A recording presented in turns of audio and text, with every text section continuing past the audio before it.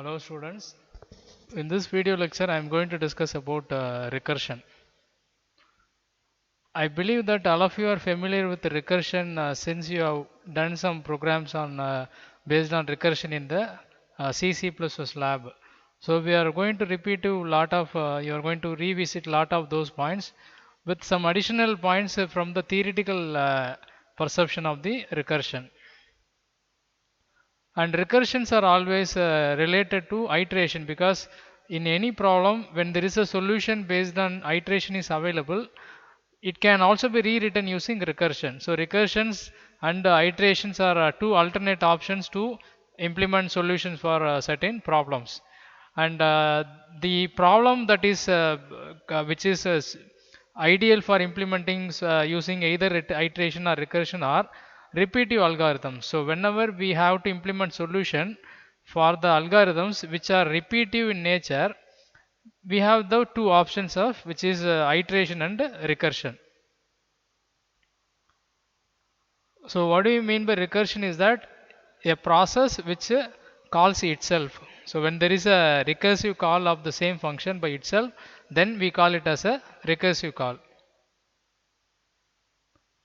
Except some older languages which do not seem to support recursion, recursion is widely supported by almost all the programming languages which we are currently using. This is perhaps an real-time example of recursion. So when you want to tighten a bolt, that is when you want to push a bolt into the wall, for example, then we have to keep rotating it until it finally fully fixed into the wall. So in other words, we will be repeating the same task continuously. So it is a kind of recursion. And one more point which you can understand from this example is that while doing so, in each step or in each turn, we get closer to the solution. That is, the problem gets reduced, the size of the problem gets reduced, and there is a progress made in each step. And eventually, we finish the task when the bolt is fully entered into the wall. So these characteristics are also applicable to our computer example of recursion. We will see the relation or how is it related to the example we had seen. We are now going to take an example from the computer scenario, which is finding the factorial of a number. So the factorial of a positive number is a product of the integral value from 1 to the number, and it's going to be it is being calculated in this way. If the value of n is 1, then the factorial is 0, and else we have to calculate it using the formula n into n minus 1 into n minus 2 and so on up to 1. And so these are the two conditions which will be involved in the implementation of factorial. And we can consider the n, if n equal to 0, as a terminating condition for the factorial logic. So the moment this condition is met, immediately the recursive calls will be stopped and the control will start returning to the first call. For example, to calculate the factorial of 4, the calculation will be made like this: 4 into 3 into 2 into 1.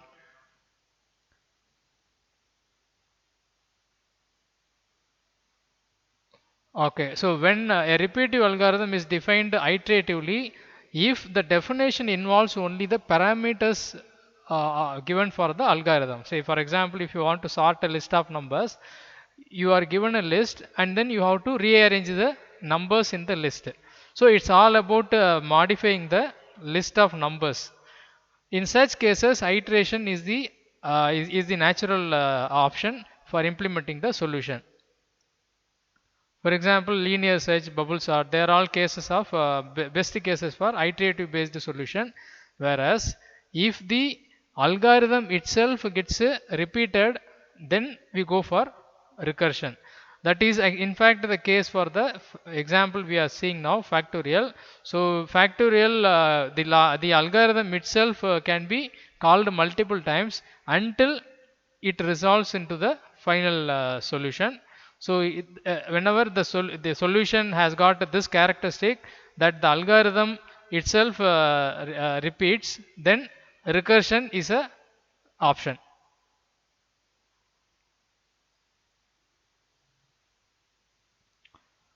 And if we decompose the factorial of 3, then it's going to be looking like this. Factorial of 3 will result in factorial of 2, and the 2 will result in factorial of 1, and then eventually it will become factorial of 0. After reaching factorial of 0, it will return 1 to the previous step, that is factorial of 1 will be becoming 1 into 1, and then this result will be further forwarded to the previous step, so that it will become 2 into 1 and so on. Finally it will reach the last stage. This is how the value will be calculated for the factorial. So looking at this example, it may look like much more complex comparing to an iterative logic. If I implement the same logic using iteration, it may perhaps be much simpler to when we go through it. But what is actually the fact is that uh, recursive solutions are much simpler to and much easier to understand for human beings comparing to iterative solutions. So iterative solutions, if you explain somebody or if you understand the logic by going through it carefully, you will able to understand.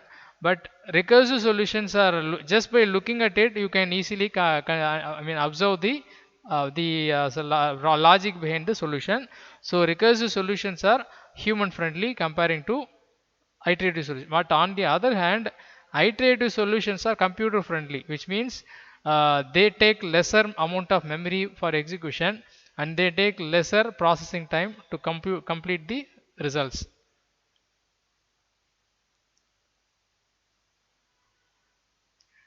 So that is what I told you.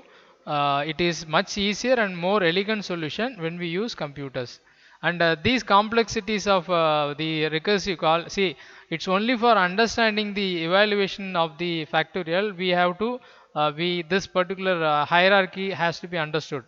But if you do not need to understand, you just want to see the result, then you can just completely ignore this part, how the calls are the chain of calls are made.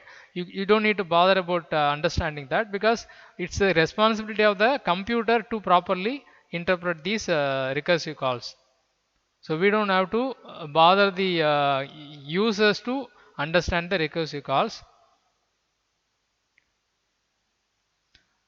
Now we are going to take the look at the solution for the factorial problem, first using recursion, and then you will be looking at first using iteration, and then we will see the solution based on recursion. So set I equal to 1, we initialize the value of I to 1, and also we initialize the value of fact n to 1, and then we have the loop, and this loop is the one that computes the factorial of n. So set fact of n to fact of n into I, and each iteration n is incremented by 1, which is nothing but 1 into 2 into 3 into and so on, the value of n. So this is the simple logic for finding the factorial of n using recursion, using iteration or loop. Now we are looking at the recursive solution for finding factorial, and in this case we got the condition if n equal to 0, which means no more recursive call is required, the value of 1 will be returned. Else it will become one more function call as n into n minus 1. So it's nothing but n into n minus 1, and the value will be passed to the same function. So it will go on to repeat itself until the value of n gets reduced to 0. So this is how the recursive implementation is made for finding the factorial. So having seen the an implementation of recursion for factorial implementation, we now will discuss about the design methodology. All recursive algorithms have two elements. One element of a recursive algorithm keeps reducing the size of the problem. So the problem size will be reduced in each execution, which is nothing but this particular statement, n into recursive factorial of n minus 1. So every time this call is made, the problem size gets reduced. Eventually it will reach 0. So this step is necessary in every recursive call, that the problem size is reduced. The next one is it solves one part of the problem. In our example, that particular statement is the first condition. If n equal to 0, return 1. This is the one that solves the problem, whereas this one only keeps reducing the problem, but this one solves a part of the problem, and that part of the problem helps to complete the next part of the problem based due to the return value, and then there is going to be a chain of solutions, and eventually we will get the final solution. So these two will be integral part of every recursive algorithm.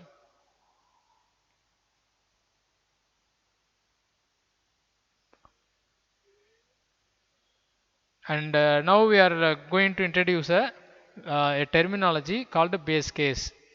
Base case is the one that ends the recursive call. Okay, the terminating condition which no long which does not allow any more recursive calls, or it stops the recursive calls, is what called as a base case. Can you guess what is the base case in our the example we took, which is factorial? So it is obviously that statement which results in if n equal to 0. So if n equal to 0, return 1 is the base case for our problem.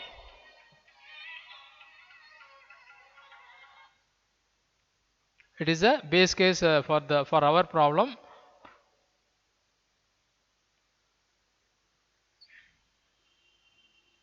And there is one more term called general case. General case is the other part, which is one that keeps reducing the size of the problem. That's called as the general case. So in other words, a recursive algorithm is a combination of base case and general case.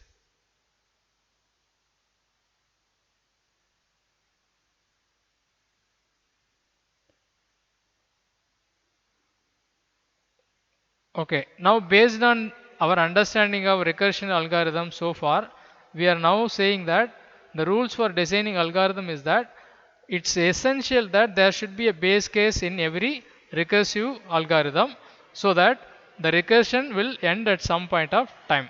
In the absence of a base case, it will become infinite calls. So there should be a base case in every recursive call, recursive algorithm. Secondly, there should be a general case, because general case is needed so that we are able to ultimately reach the base case. And combining the base case and general case will be the actual algorithm. These are the three rules for designing a recursive algorithm.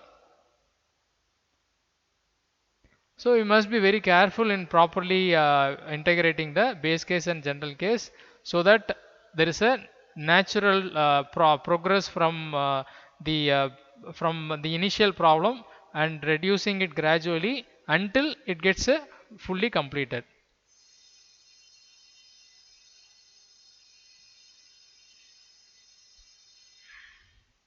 Now limitations of recursion, and we have already seen some aspect of this particular point. Recursion is only good from the human point of view. So it is only elegant, and it is only easier, simpler for us to understand the algorithm. But if you purely talk about the performance point of view, this is not at all better. It's always the iterative solution which is better than the recursive solution from processor or computer point of view. We will look at why recursion does not produce the best result comparing to iteration. Recursion works best when the algorithm uses a data structure that naturally supports recursion. So you can't use recursion on any data structure unconditionally. Though you may be able to implement the solution, it may not be the better solution or efficient solution. Recursion works best when you have the ideal data structure that suits the recursive nature. For example, trees are naturally recursive structures which we will explore later in our curriculum. So trees will whenever you are trying to implement a solution with the help of tree data structure, then recursion is a one of the is a better choice. And we will also see along with the tree that you can implement the binary search using tree and using recursion. So you will see you can implement the solution of binary search with the help of the tree data structure and with the help of a recursive algorithm. So it will be a good combination of all three. Similarly, Tower of Hanoi will be explored in the current topic itself. But not all looping algorithms can be and should be converted into recursive implementation. And the reason that the recursive solution is not better than the iterative solution is that it has more overhead than the iterative solution. Just look at how recursive functions are made. So whenever a function is called by itself, it will result in a switch. From the OS point of view, it will incur a context switch, which means the OS has to make necessary arrangement so that it moves from the current instance of the function to the new instance of the function, which means all the local variables pertaining to the current execution of the function has to be preserved, because the same local variables have to be used by the next iterative call also, right? So the operating system has to store the local variables pertaining to the current function call or the current instance of the function somewhere in the memory with the help of there is in fact a stack. Okay, so a stack is actually being used for this purpose. So the current instance of the function will be pushed into the stack, and then the next call will be made, and there is one more subsequent call, and that function value will also be pushed into the stack. So it will keep growing the stack. The stack will be the number of elements in the stack will be increased to the point where you reach the last iterative call, that is when you hit the base case. Until then the stack will be keep on incrementing. And in fact this is also let me ask this question. You try to see whether you are able to answer. uh, what will happen if you implement a program without a base case?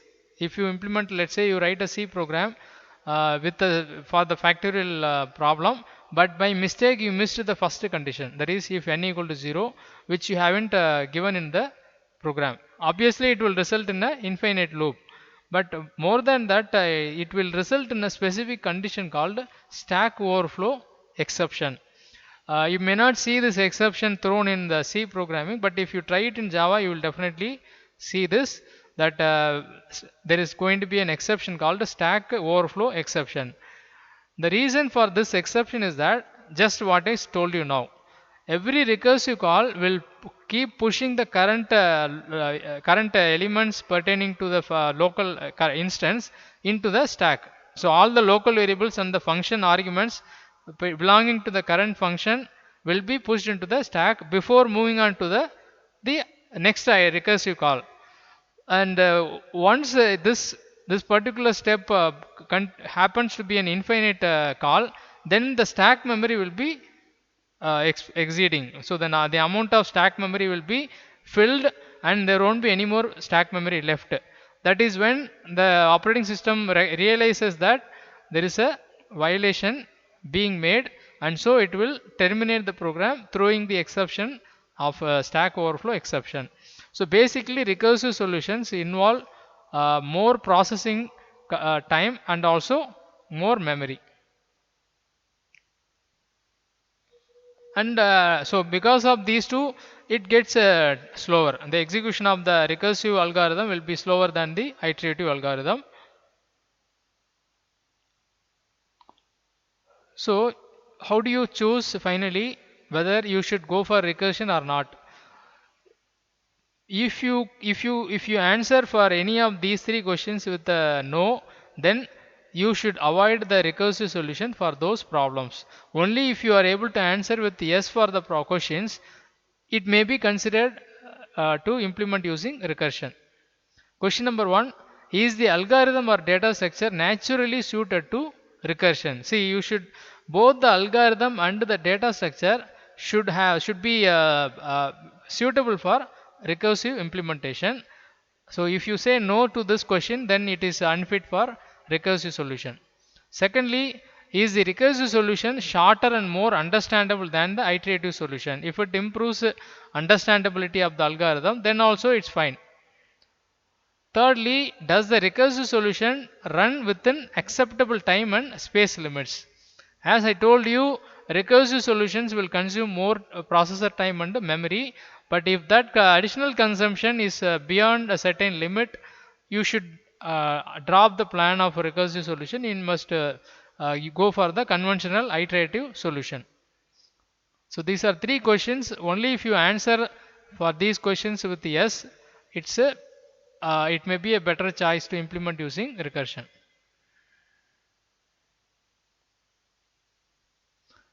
So as a general rule, recursive algorithms should be used only when their efficiency is logarithmic, which means that if you implement take a problem and implement using recursion, and in each recursive call, you should be able to reduce the fraction of the size of the problem. I mean, you must be able to reduce the size of the problem by a fraction. For example, half of 1 by 2. On the other hand, if it takes a linear time period to complete the solution, that you have to keep it's, in other words, if the solution implementation of the recursive solution takes the number of iterations are equal to, or number of recursive calls are equal to the number of elements in the list, then it's not a better solution, because it's going to consume too much of overhead. So it is better go for the iterative solution. We have the summary of the differences between iteration and recursion. Iteration allows the execution of sequential set of statements repeatedly using conditional loops, whereas a recursion, the statement in the function body calls itself.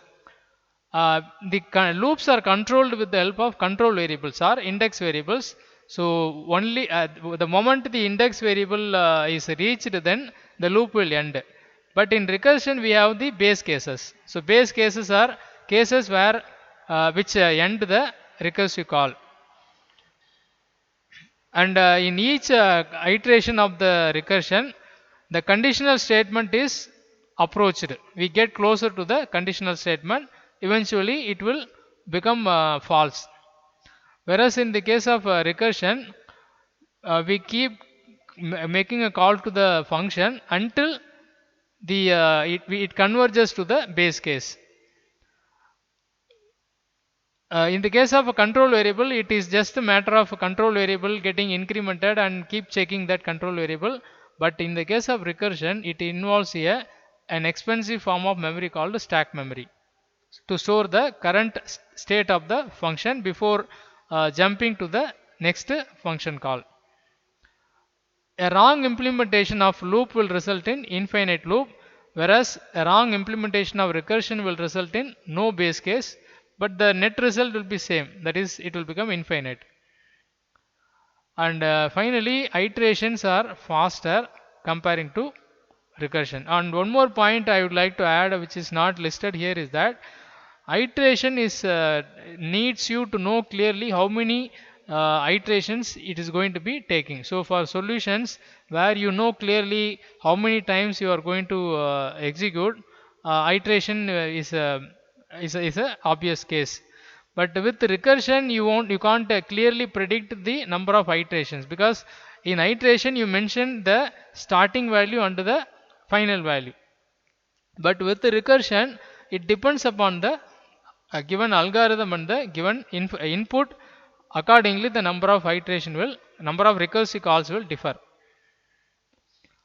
See, these two are problems that I am giving you. You can try the solutions yourself. The first solution is recursive function to find sum of an array. I'm not asking you to write a program for this.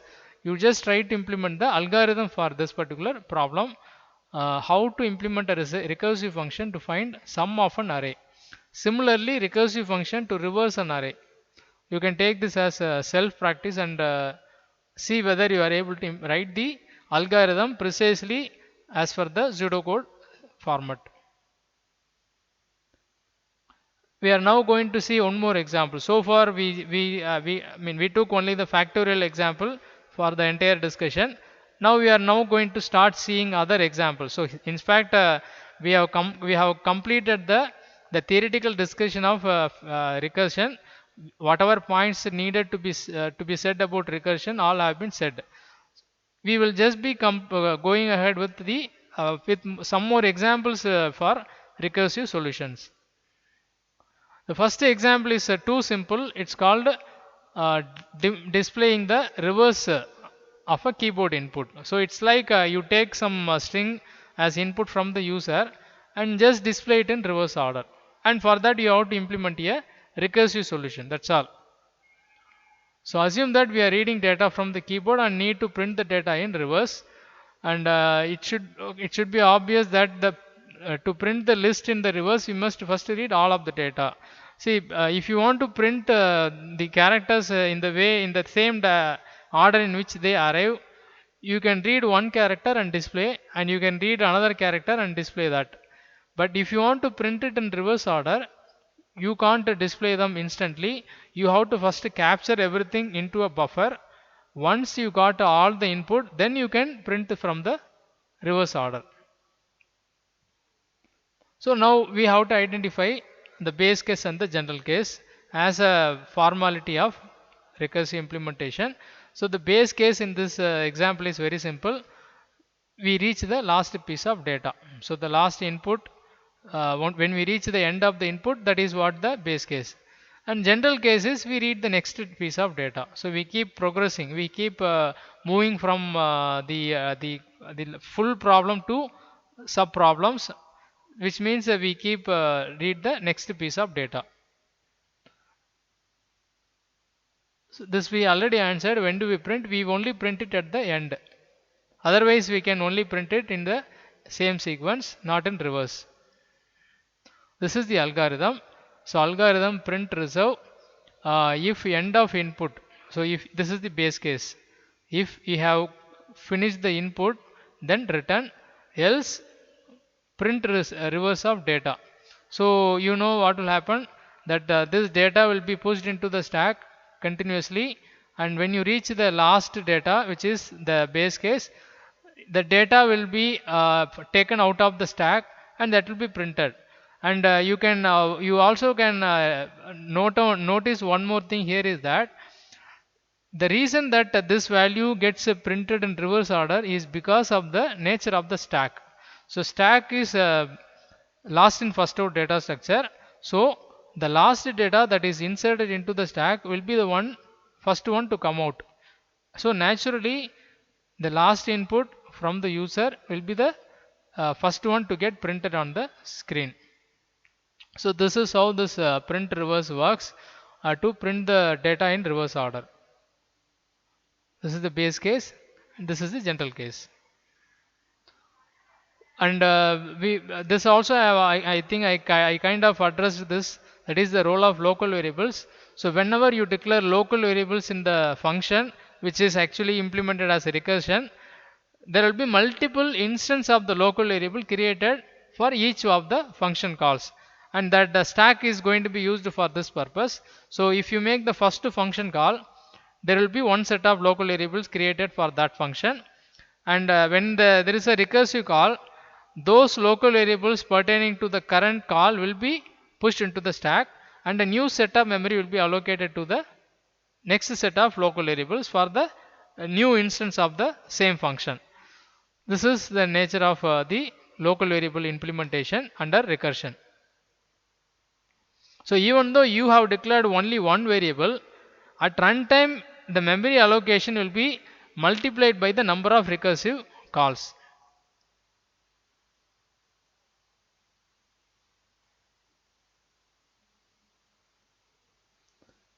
So it's we have designed the algorithm, we need to analyze it to determine whether it is really a good solution. Okay, so we have discussed about the simple problem of displaying the characters in reverse order. We just try to analyze whether it was a good candidate for recursion. By answering the three questions we already come across: is the algorithm or data structure naturally suited to recursion? Not at all.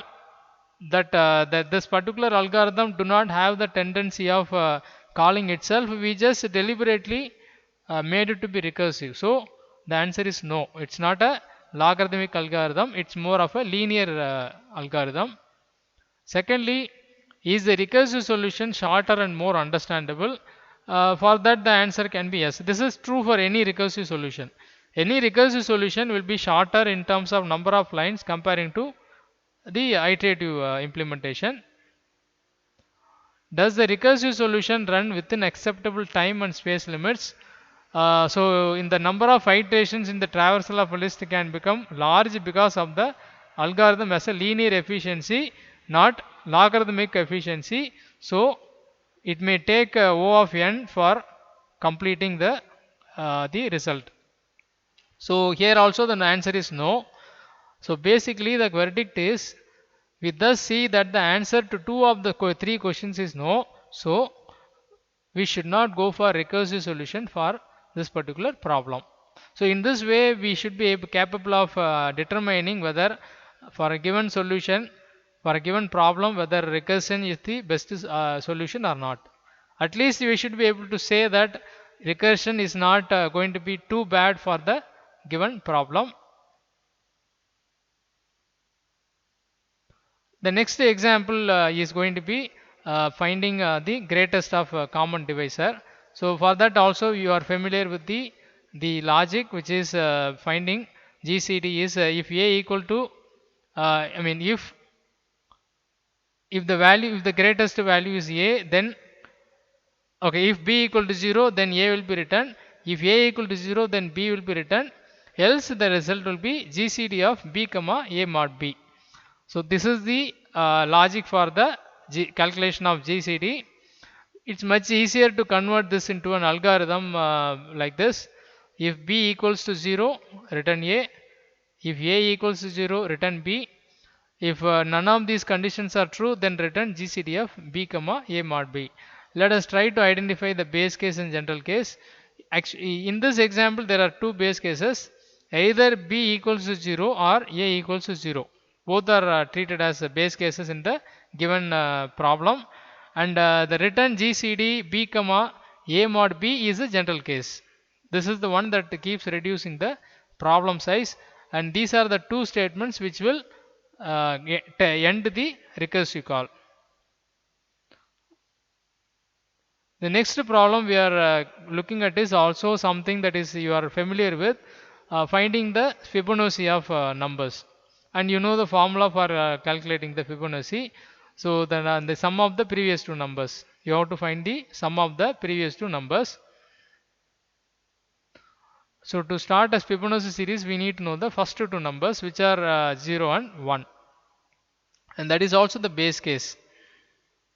So this is the simple algorithm for finding Fibonacci. If n equal to 0 or if n equal to 1, then return num.